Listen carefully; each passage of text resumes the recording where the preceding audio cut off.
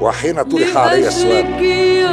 حول مقترح القانون الذي تم التداول فيه يوم أمس، جددت الموقف ذاته، وهو أن الأمر يتعلق بخيانة عظمى، مشيرا إلى إمكانية الاستئناس بالفصل 60 من المجلة الجزائية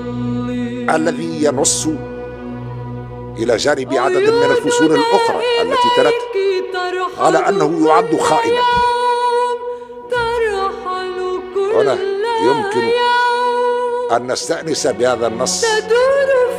يعد خائنا للشعب الفلسطيني مع تعداد صور الخيانة بكل دقة والتنصيص على الجزاء الذي يترتب عن كل واحدة منها، ومع التأكيد أيضا في نفس الوقت على أن هذه الخيانة هي خيانة عظمى، وعلى أننا